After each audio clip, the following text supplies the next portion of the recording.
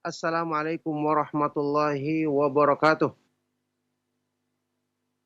Innal hamdalillah nahmaduhu wa nasta'inuhu wa nastaghfiruh wa na'udzu billahi min syururi anfusina wa min sayyiati a'malina.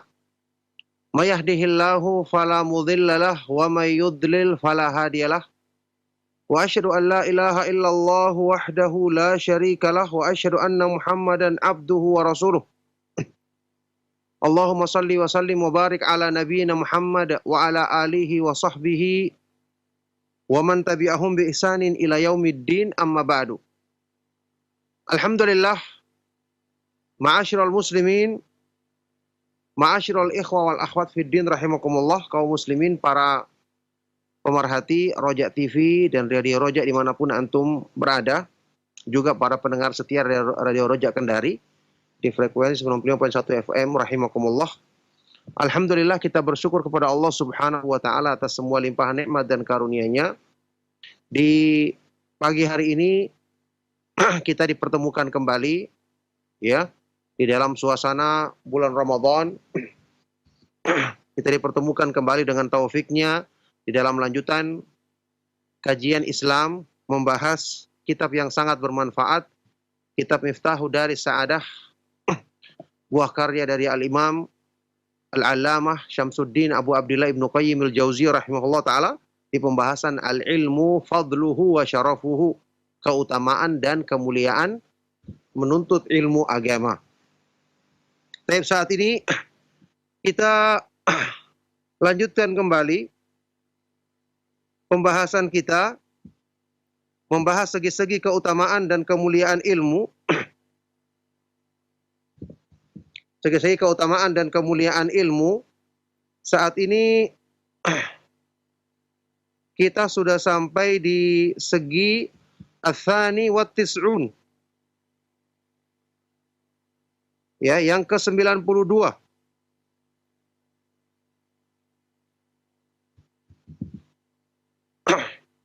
Al-Imam Ibnu Qayyim rahimahullah ta'ala berkata,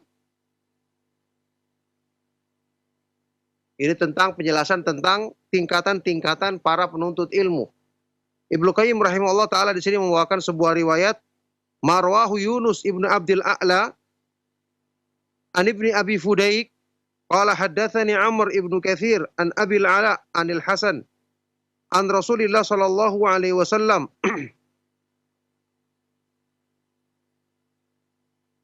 qala man ja'ahul mautu wa huwa yatlubul ilma liyuhyiya bihil islama fa bainahu wa bainal anbiya'i fil jannati darajatun nubuwah.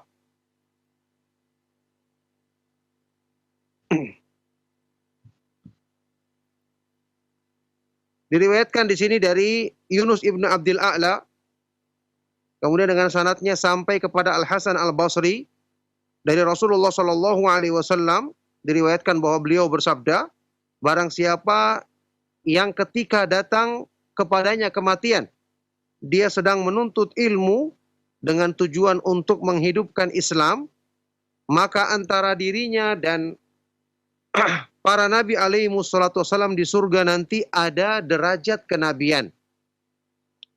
Ya, ini riwayat yang dibawakan di sini dikeluarkan oleh Imam Ibnu Abdul Bar di dalam kitab Jami' Bayanil Ilmi wa Fadlih. Akan tetapi jelas sekali di sini riwayatnya dari Al Hasan Al Basri dari Rasulullah SAW, riwayat yang mursal, ya, riwayat yang terputus. Maka ini juga bukanlah merupakan hadis yang sahih dari Rasulullah Sallallahu Alaihi Wasallam. Kata Ibnu Qayyim selanjutnya, ada ruya bin hadis Ali ibnu Zaid ibnu Jud'an an Sa'id ibn al-Musayyib an Ibni Abbas an Nabi Sallallahu Alaihi Wasallam. Juga yang semakna dengan ini diriwayatkan dalam hadis lain dari riwayatnya Ali ibnu Zaid ibnu Jud'an, ini rawi yang dhaif, yang lemah, dari Sa'id ibn al-Musayyib, dari Ibnu Abbas, dari Nabi Sallallahu Alaihi Wasallam. Ini juga tentu riwayat yang ya ada kelemahan padanya. Ya. Ibnu Qayyim kemudian mengomentari riwayat ini, beliau berkata, wa hadza wa in kana la yathbutu isnaduhu. fala yab'udu ma'nahu minas sihhah. Jadi tujuan beliau membawakan keutamaan dalam hadis ini.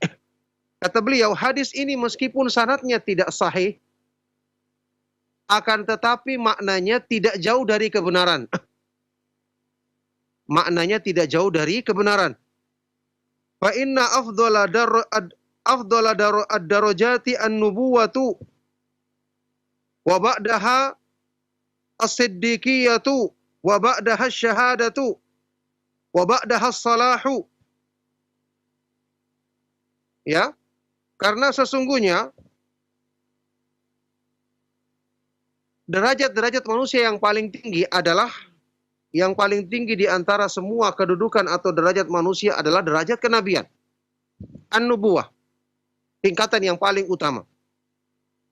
Setelah itu tingkatan siddiq, as-siddiqiyah. Tingkatan orang-orang yang benar dalam keimanannya, benar dalam keikhlasan, benar dalam ucapan dan perbuatannya. Tentu contoh yang ma'ruf adalah sahabat yang mulia Abu Bakar As-Siddiq radhiyallahu taala anhu yang sangat kuat keimanannya dalam membenarkan apa yang disampaikan oleh Nabi Muhammad sallallahu alaihi wasallam. Setelah tingkatan As-Siddiq, tingkatan Asy-Syahadah, orang-orang yang mati syahid. Kemudian setelah itu orang-orang yang saleh secara umum. Wa hadhihi darajatul arba'u dzakaraha Allah Ta'ala fi kitabihi fi qaulihi. 4 tingkatan manusia ini disebutkan oleh Allah Subhanahu wa taala di dalam Al-Qur'an. Ya, di surat An-Nisa ayat 69. A'udzubillahi minasyaitonir rajim. Wa may yuti'illaha war rasula fa ulaika ma'al ladzina an'ama Allahu 'alaihim minan nabiyyina was-siddiqina wasyuhada'i was-salihin wa hasuna ulaika rafiqa. Barang siapa yang taat kepada Allah dan Rasulnya, akan dikumpulkan bersama orang-orang yang Allah telah berikan nikmat, sempurnakan nikmat bagi mereka dari kalangan para nabi yang paling tinggi kedudukannya, kemudian para siddiq, kemudian orang-orang yang mati syahid, kemudian orang-orang yang soleh secara umum, wa hasuna ulaika rafiqa, dan mereka adalah sebaik-baik teman. Sebaik-baik teman. Ya. Nah sekarang kata beliau, faman talabal ilma li yuhya bihil islam fa huwa minas siddiqin wa darajatuhu ba'da darajatin nubuwah. Kalau begitu, kenapa dikatakan riwayat tadi tidak jauh dari kebenaran? Ya, orang yang menyebarkan ilmu, belajar agama tujuannya untuk menghidupkan Islam, untuk mendakwakan Islam. Dikatakan antara dirinya dengan derajat kenabian di surga nanti, ya, hanya berbeda dengan derajat kenabian saja. Dia menempati kedudukan setelah kedudukan para nabi. Kata Ibnu Qayyim di sini, barang siapa yang menuntut ilmu dengan tujuan untuk menghidupkan Islam. Apa artinya menghidupkan Islam? Mendakwakannya, ya setelah memahaminya, mengamalkannya pada dirinya, kemudian mendakwakannya agar manusia mengenalnya dan berpegang teguh dengan keindahan Islam ini. Barang siapa yang menuntut ilmu untuk menghidupkan Islam, maka dia termasuk orang-orang yang siddiq. Masya Allah, ini poin penting sekali. Man talabal ilma liyuhya bihil islam fahuwa minas siddiqin wa darajatuhu ba'da darajatin nubuwah. Dan kedudukannya adalah setelah kedudukan para nabi alaihi mussalatu wassalam. Faman talabal ilma liyuhya bihil islam fahuwa minas siddiqin. Barang siapa yang menuntut ilmu niatnya untuk belajar Islam, memahami dan mengamalkannya, kemudian mendakwakannya kepada manusia, maka dia adalah minas siddiqin, termasuk orang-orang yang siddiq yang kedudukannya adalah setelah kedudukan para nabi alaihi mussalatu wassalam. Tentu saja, ma'asyiral muslimin rahimakumullah, ucapan seperti ini dinukil dari para ulama salaf. Saya sampaikan beberapa kali dari pernyataan Imam Ibnu Mubarak rahimahullah ta'ala, Abdullah Ibnu Mubarak Al-Marwazi, yang pernah mengatakan, la a'lamu ba'dan nubuwati darajatan afdhala min bathil ilmi. Aku tidak mengetahui setelah tingkatan kenabian kedudukan yang lebih utama dibandingkan orang-orang yang menyebarkan ilmu. Orang belajar ilmu agama kemudian menyebarkannya dengan pemahaman yang benar kepada manusia. Ini adalah tingkatan yang paling mulia setelah tingkatan para nabi dan para rasul alaihi wassalatu wassalam. Oleh karena itulah para ulama disebut sebagai apa? Warathatul anbiya, pewarisnya para nabi. Karena mereka mewarisi ilmunya para nabi, kemudian juga mewarisi tugas mereka dalam hal menghidupkan Islam, mengamalkannya, kemudian menyebarkannya kepada umat ini. Baik. Maka jelas ini merupakan kedudukan yang sangat tinggi. Baik. Segi yang berikutnya sekarang, al-wajhu tsalits wa tis'un, segi yang ke-93.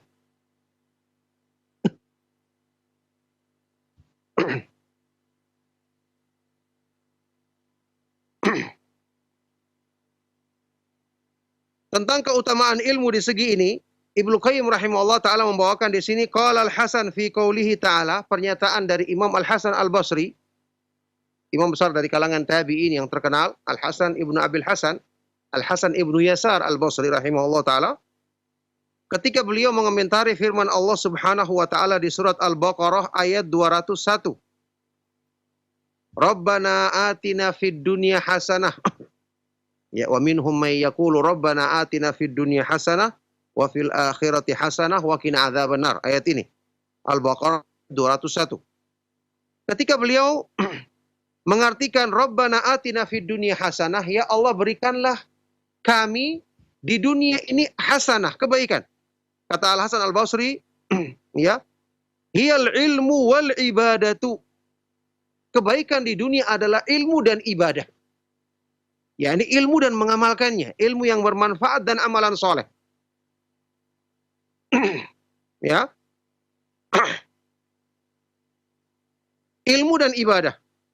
Wa fil akhirati hasanah, dan anugerahkanlah kepada kami kebaikan di akhirat. Hiyal jannah. Maksudnya adalah surga.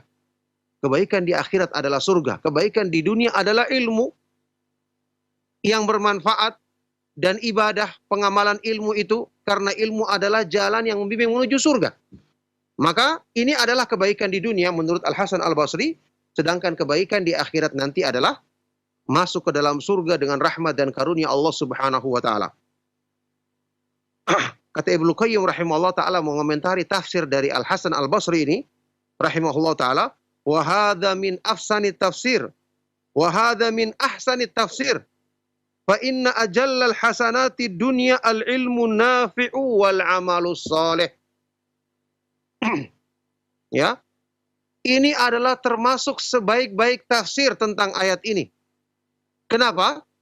Karena sesungguhnya seagung-agung kebaikan-kebaikan di dunia adalah al-ilmu nafi' wal amalus salih. Ilmu yang bermanfaat dan amalan soleh. Ma'asyiral muslimin rahimakumullah, jadi bayangkan saja seorang penuntut ilmu, seorang yang selalu menghadiri kajian, mendengarkan ceramah-ceramah yang bermanfaat, yang memahami Al-Quran dan Sunnah dengan pemahaman yang benar, pemahaman para sahabat radhiyallahu ta'ala anhum ajma'in, kita bayangkan betapa besar nikmat yang Allah berikan kepadanya. Sudah dengan itu, ya, dengan izin Allah dia akan terbimbing, jalannya benar, dia akan memahami akidah, memahami tauhid, memahami iman dengan benar, beribadah juga dengan benar dengan taufik dari Allah Subhanahu wa taala. Di samping itu dia mendapatkan makna dari doa yang termasuk sebaik-baik doa yang disebutkan di dalam ayat ini, doa yang juga sering diucapkan oleh Rasulullah sallallahu alaihi wasallam. Minta kebaikan dunia akhirat. Ternyata makna dari kebaikan di dunia adalah ilmu yang bermanfaat dan pengamalannya, pengamalan ibadah, yaitu amalan soleh. Kata Ibnu Qayyim, ini adalah ajallul hasanati dunia, setinggi-tinggi, seutama-utama kebaikan yang ada di dunia. Nah, baik. Berikutnya al-wajhur rabi' wa tis'un, segi yang ke-94.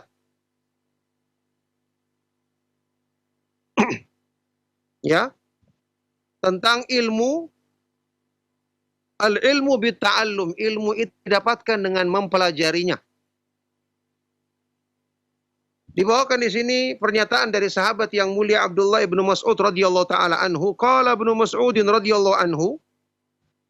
Ibnu Mas'ud radhiyallahu taala anhu berkata, "Alaikum bil ilmi qabla an yurfa wa raf'uhu halakul ulama'i."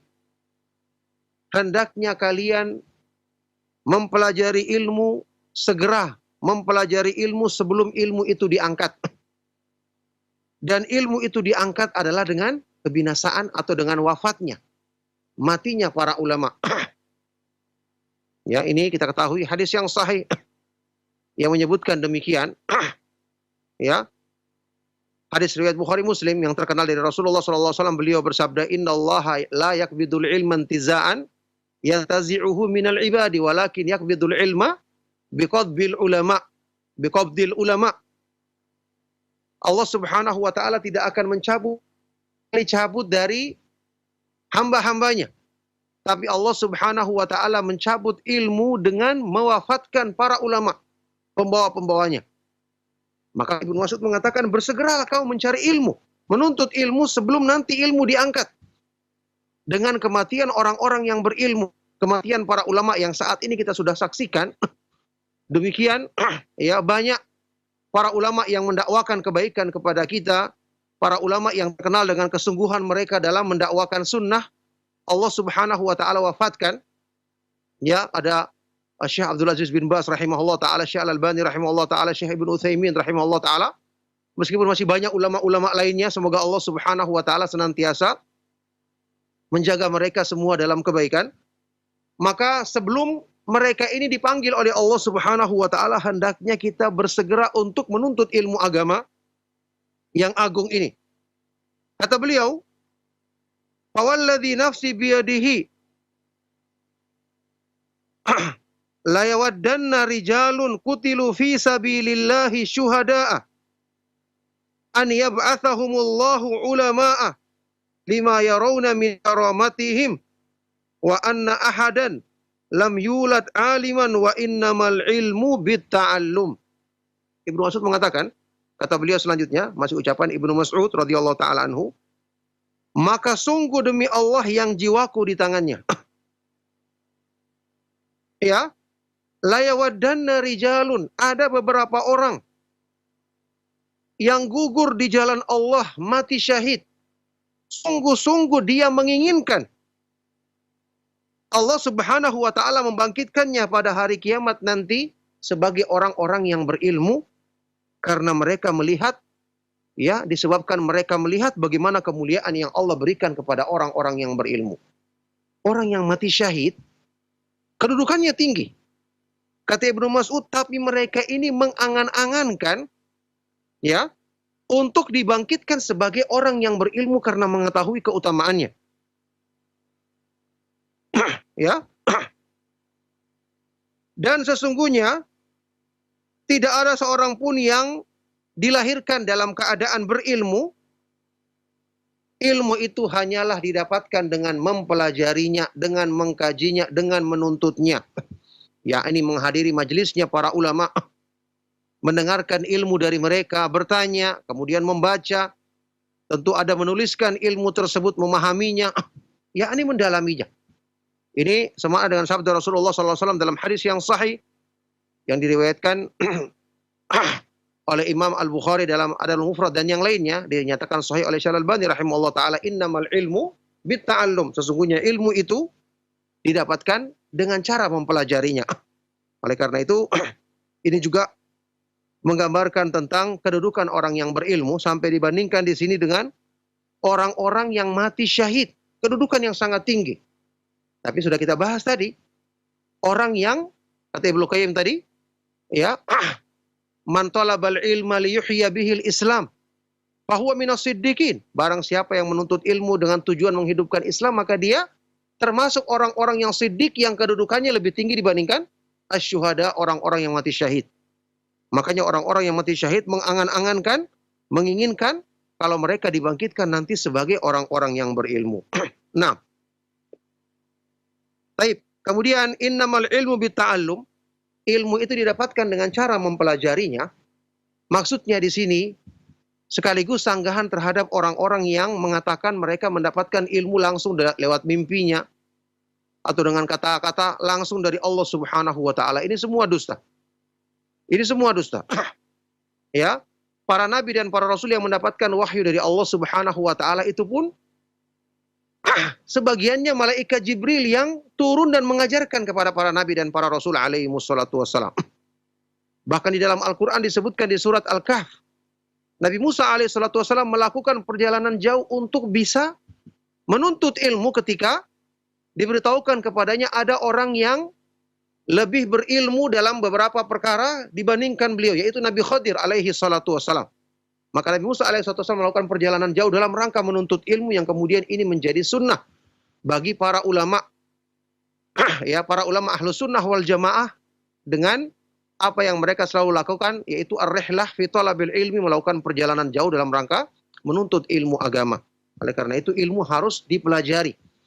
Harus kita mengkajinya, harus kita menghadiri majelis para ulama, tidak datang begitu saja, ya, tidak sebagaimana yang mereka katakan lewat mimpi atau lewat yang mereka katakan langsung dari Allah Subhanahu wa taala. Ini adalah kedustaan yang diatasnamakan agama. Naudzubillahi min dzalik. Nah, al-wajhul khamis wa tis'un. Berikutnya segi yang ke 95.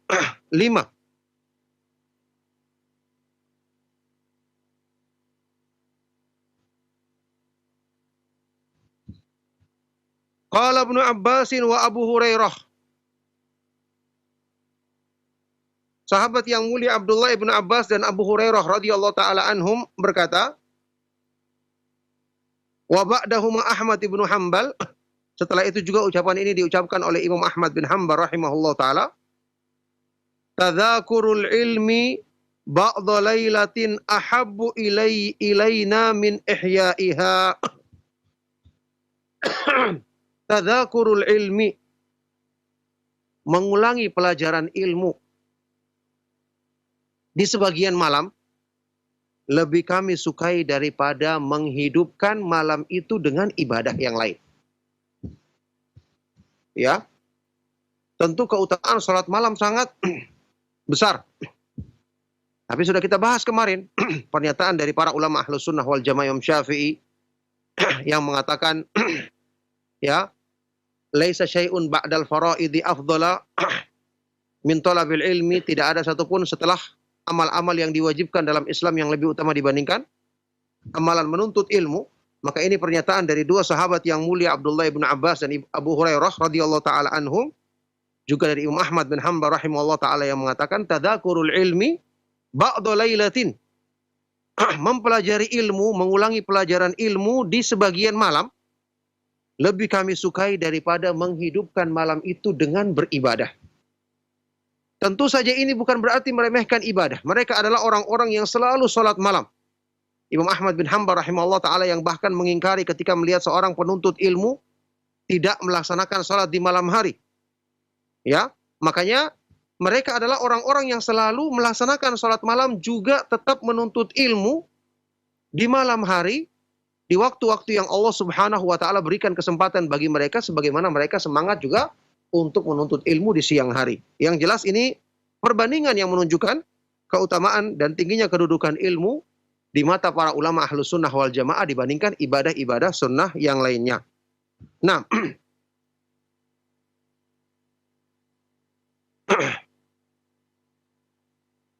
baik, berikutnya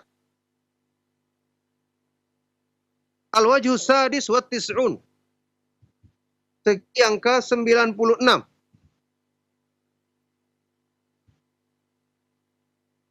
Dibawakan di sini pernyataan dari Umar ibn al-Khattab radhiyallahu taala anhu. Qala Umar radhiyallahu anhu. Umar ibn al-Khattab radhiyallahu taala anhu berkata, "Ayyuhan nasu 'alaikum bil ilmi, fa inna lillahi subhanahu ridaan yuhibbuhu, faman talaba baban minal ilmi radda'ahu Allahu biridaihi,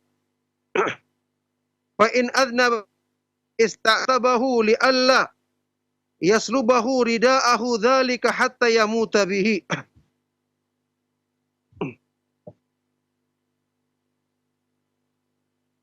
Nah, wahai sekalian manusia, hendaknya kalian menuntut ilmu. Karena sesungguhnya Allah Subhanahu wa taala memiliki sebuah selendang yang dicintainya. Maka barang siapa yang mempelajari satu bab dari ilmu, Allah Subhanahu wa taala memakaikan baginya selendang tersebut. Ya. Kalau hamba ini berbuat dosa, maka Allah Subhanahu wa taala akan menegurnya. yakni Allah Subhanahu wa taala agar menegurnya agar dia segera bertobat dari dosanya, li'alla tidak mencabut selendang tersebut sehingga hamba ini mati, ya, meninggal dunia, Allah Subhanahu wa taala wafatkan dengan tetap selendang itu ada pada dirinya. Allah Subhanahu wa taala memberikan taufik agar selendang kemuliaan ini terus ada pada hamba yang menuntut ilmu tersebut. Qultu, kata Ibnu Qayyim rahimahullah taala, wa makna isti'tabullahi abdu an yatluba minhu an yu'tibahu ayyuzila atbahu alaihi bitaubati wal inabati fa idza anaba ilaihi rafa'a anhu atbahu. Ibnu Qayyim berkata, ya, aku katakan maknanya di sini Allah Subhanahu wa taala melakukan isti'tab, yakni menegur hamba ini. Ya, maksudnya Allah meminta hamba ini untuk menghilangkan celaan pada dirinya dengan cara bertobat, memohon ampun dan kembali kepada Allah. Jika hamba ini telah kembali kepada Allah, maka Allah akan hilangkan celaan itu. Ya. Berarti di sini fayakunu qad atbahu alaih. Maka berarti Allah Subhanahu wa taala telah menghilangkan celaan pada dirinya. Ya, yakni dengan Allah Subhanahu wa taala memberikan taufik kepadanya untuk segera bertobat, memohon ampun dan kembali kepada Allah Subhanahu wa taala. Nah, ini juga disebutkan di dalam sebuah athar yang lain dari Ibnu Mas'ud radhiyallahu taala anhu, wa qad waqa'at zalzalatun bil Kufah, ketika terjadi di negeri Kufah gempa bumi yang dahsyat. Ketika itu Ibnu Mas'ud radhiyallahu taala anhu berkata, "Inna rabbakum yasta'tibukum fa'atibuh." Sesungguhnya Allah Subhanahu wa taala sedang menegur kalian. Ya, sedang menegur karena celaan yang kalian lakukan, yakni dosa. Fa'atibuhu, maka hilangkanlah celaan tersebut, yakni segeralah kalian kembali dan bertobat kepada Allah Subhanahu wa taala. Yang jelas, ya, ini menjelaskan makna tingginya kedudukan orang-orang yang menuntut ilmu, ya. Allah Subhanahu wa taala senantiasa memberikan kemuliaan kepadanya dan Allah Subhanahu wa taala memudahkan bagi hamba ini untuk tetap mempertahankan kemuliaan tersebut pada dirinya. Kalaupun dia berbuat dosa, Allah Subhanahu wa taala akan memberikan teguran kepadanya sehingga hamba ini akan segera bertobat dan kembali kepada Allah Subhanahu wa taala. Kemudian Ibnu Qayyim di sini rahimahullah taala menjelaskan tentang makna al-isti'tab yang disebutkan di dalam beberapa ayat Al-Qur'an sebagaimana yang tadi kesimpulannya beliau jelaskan. Alhamdulillah, ini juga segi yang ke 98, ya, menjelaskan besarnya dan agungnya kedudukan orang yang menuntut ilmu di sisi Allah Subhanahu wa taala. Barakallahu fikum, insyaallah cukup sampai di sini. Sampai segi yang ke 98, ya, kajian kita di kesempatan pagi menjelang siang hari ini, semoga bermanfaat. Kita berikan waktu bagi antum yang ingin menanyakan hal-hal yang perlu ditanyakan di waktu yang masih tersisa, insyaallah. Barakallahu fiik atas materi yang Anda sampaikan kesempatan pagi hari ini. Khotbah Islam azani Allah wa yakum. Kita buka sesi interaktif soal jawab, dan bagi Anda yang ingin bertanya secara langsung, Anda bisa menghubungi kami. Kita sudah masuk, silakan. Assalamualaikum Pak Ustadz. Waalaikumsalam warahmatullahi wabarakatuh. Dengan siapa Ibu dan berada di mana? Sama Allah di Subang. Ya, silakan Ibu. Pertanyaannya apa Ibu?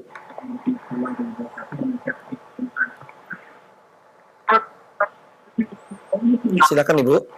Ini pertanyaannya boleh di luar tema nggak? Iya, silakan Ibu. Gini, saat ini kan saya lagi dihinggapi was-was. Pertanyaannya boleh di luar tema nggak? Iya, silakan. Ya, terus Ibu mohon maaf, cukup fokus dengan telepon saja Bu. Jadi televisinya dimatikan saja biar Ibu tidak bingung. TV-nya boleh dimatikan. Ya, Ibu tidak bingung karena soalnya. Saat ini kan saya sedang dihinggapi was-was, terutama tentang tauhid. Nah, sering ada kayak bisikan atau lintasan kayak murtad, kayak kata-kata kekufuran atau ria gitu, Ustaz. Nah, kalau misalkan terus apa yang harus saya lakukan? Apakah saya harus bersyahadat terus setiap lintasan itu muncul? Baik. Lalu bagaimana kalau misalkan sampai bisikan-bisikan itu terucap gitu, Ustaz? Baik, cukup Ibu ya. Terima kasih banyak atas pertanyaannya. Ya. Sampai terucap kayak misalkan cuman kata Tuhan aja misalkan. Ibu? Ya. Baik. Halo? Ya, cukup Bu ya. Terima kasih banyak Ibu ya. Terima kasih, Ustaz. Ya. Baik. Cukup kami sudah bisa kami terima pertanyaan yang Ibu sampaikan dan kepada Ustaz kami persilakan. Semoga Allah Subhanahu wa taala senantiasa melimpahkan kebaikan kepadanya dan menghindarkan dari penyakit was-was yang sangat buruk yang sedang menimpa dirinya. Ya, pertama, was-was jelas dari syaitan. Dan ini adalah bisikan-bisikan yang buruk yang harusnya kita hindari. Ya. Disebutkan di dalam beberapa riwayat yang sahih, di antaranya beberapa hadis dalam Sahih Muslim, Rasulullah SAW menyebutkan tentang munculnya bisikan-bisikan ini dari syaitan untuk merusak iman manusia. Itu beliau perintahkan kiat untuk menghadapinya adalah beberapa hadis yang sahih menyebutkan pertama, Rasulullah SAW mengatakan falyantahi, hendaknya dia hentikan. Was-was dari syaitan jangan diikuti. Syaitan kan tidak bisa menguasai kita. Muncul dalam pikiran, alihkan kepada yang lain. Kemudian Rasulullah SAW menyuruh wal yasta'id billahi minhu, hendaknya kita berlindung kepada Allah darinya. Kita ucapkan a'udzubillahi minasyaitonir rajim. Juga ada riwayat yang menyebutkan hendaknya hamba ini mengucapkan amantu billahi wa rusulihi, aku beriman kepada Allah dan para rasulnya. Yang jelas di sini kita tahu asalnya syaitan tidak bisa menguasai kita kalau kita ya tetap berpegang teguh dengan iman dan bertawakal kepada Allah. Allah Subhanahu wa taala berfirman, "Innahu laisa lahu sultanun 'alal ladzina amanu wa 'ala rabbihim yatawakkalun." Syaitan tidak punya orang-orang yang beriman dan selalu bersandar kepada Allah. Makanya ketika muncul bisikannya, dihilangkan. Kita yang dengan izin Allah kita bisa menguasai pikiran kita sendiri. Buktinya kalau kita sedang menghadapi masalah, kalau kita sedang larut dalam masalah tersebut, ya kita akan semakin pusing, semakin sumpek, semakin galau. Tapi kalau kita alihkan pikiran kita kepada hal-hal yang lain, apalagi kita baca Al-Quran, kita berdoa kepada Allah, maka insya Allah akan hilang. Berganti dengan ketenangan. Oleh karena itu ketika muncul bisikan syaitan tadi, segera dihentikan, alihkan kepada hal-hal yang lain. Misalnya dengarkan kajian yang bermanfaat atau baca Al-Quran atau hal-hal yang lain yang menghilangkan bisikan-bisikan tadi, dan setelah itu ucapkan a'udzubillahi minasyaitonir rajim, dan ucapkan juga tadi amantu billahi wa rusulihi, aku beriman kepada Allah dan para rasulnya alaihi wassalatu wassalam. Itu yang dianjurkan di dalam sunnah Rasulullah SAW. Kalau kita praktekkan dengan sungguh-sungguh, insya Allah Allah Subhanahu wa taala akan menghilangkan bisikan-bisikan syaitan tersebut. Nah, Ustaz, jazakallah khairan, barakallahu fiik atas jawaban yang telah sampaikan Ustaz. Ikhwata Islam azani Allah wa iyyakum. Kita angkat kembali pertanyaan berikutnya. Ya, silakan. Assalamualaikum warahmatullahi wabarakatuh. Waalaikumsalam warahmatullahi wabarakatuh. Dengan siapa Ibu dan berada di mana? Dari Ummu Sabila di Pekanbaru. Silakan Ummu Sabila. Assalamualaikum warahmatullahi wabarakatuh, Ustaz. Barakallahu fiik. Ini saya ada pernah mendengar tentang mati syahid. Mati syahid itu kata terbagi 3. Syahid dunia dan akhirat. 1. Yang kedua, syahid dunia namun tidak syahid di akhirat. Yang ketiga, syahid di akhirat namun tidak syahid di dunia. Ini gimana penjelasannya, Ustaz? Ya. Boleh 2, Ustaz? Silakan Ibu, satu lagi apa? Yang kedua, tentang zakat. Saya kan udah tua. Dan nggak ada penghasil lagi, udah 86 tahun. Tapi beliau punya uang di atas nisab. Di atas nisab dan dah haul juga. Maka beliau masih wajib mengeluarkan zakat. Ya. Malnya. Baik. Terima kasih Bu. Ya. Wan. Ya kalau khair. Wazakillah khairan. Taufik barakallah. Waalaikumsalam warahmatullahi wabarakatuh. Dan kepada Ustaz kami persilakan menjawab. Silakan Ustaz. Iya, barakallahu fikum. Saya jawab dulu pertanyaan yang kedua ya. Pertanyaan yang kedua tadi ya, karena seperti penjelasan beliau ya, dari Ibu apa tadi di Pekanbaru, Allah Subhanahu wa taala senantiasa melimpahkan rahmat dan kebaikannya kepada beliau dan kepada kita semua juga. Pertanyaan yang kedua tadi, karena sampai nisab dan sudah sampai haulnya, maka dia wajib untuk mengeluarkan zakat tersebut meskipun dia sudah usia tua, dia bisa mewakilkan kepada anaknya atau siapa yang kemudian menyerahkan zakat harta tersebut kepada orang yang berhak untuk menerimanya. Baik, masalah pembagian yang pertama tadi, pembagian mati syahid tadi, ya, karena memang Rasulullah Shallallahu Alaihi Wasallam menyebutkan ada amalan-amalan yang disebutkan di dalam hadis yang sahih bahwa itu bernilai syahadah, meskipun ya bernilai mati syahid, kedudukannya seperti mati syahid meskipun dia meninggalnya bukan berperang di jalan Allah Subhanahu wa taala. Jelas kalau orang yang berperang di jalan Allah Subhanahu wa taala dengan niat ikhlas, ini mati syahid di dunia dan di akhirat. Ada juga orang yang berperang di jalan Allah Subhanahu wa taala tapi tidak ikhlas niatnya. Niatnya adalah untuk dipuji atau karena urusan dunia yang lainnya. Mungkin di mata manusia dia dinilai syahid. Syahid di dunia, tapi di sisi Allah Subhanahu wa taala yang Maha mengetahui niat manusia, maka dia bukanlah orang yang mati syahid. Ya. Ada juga amalan-amalan yang Rasulullah SAW sebutkan kedudukannya seperti orang yang mati syahid. Contoh seperti orang yang mati karena wabah. Ya, sebagian ulama mengatakan termasuk orang yang mati dalam keadaan dia bersabar dengan COVID-19 ini, karena ini termasuk wabah. Atau orang yang meninggal dunia, seorang ibu yang meninggal dunia karena janinnya atau ketika melahirkan, tentu karena ketika dia ikhlas, ketika dia bersabar menghadapinya, ini kedudukannya seperti orang yang mati syahid, meskipun di dunia dia bukan orang yang mati di medan pertempuran di jalan Allah Subhanahu wa taala, tapi kedudukannya di akhirat nanti di hadapan Allah Subhanahu wa taala seperti orang yang mati syahid. Nah, barakallahu fikum. Nah, Ustaz Taufik barakallah, jazakallah khairan atas jawaban yang Antum sampaikan Ustaz. Kota Islam azani Allah wa iyyakum. Kita angkat kembali pertanyaan berikutnya. Satu pertanyaan terakhir di kesempatan pagi hari ini. Silakan.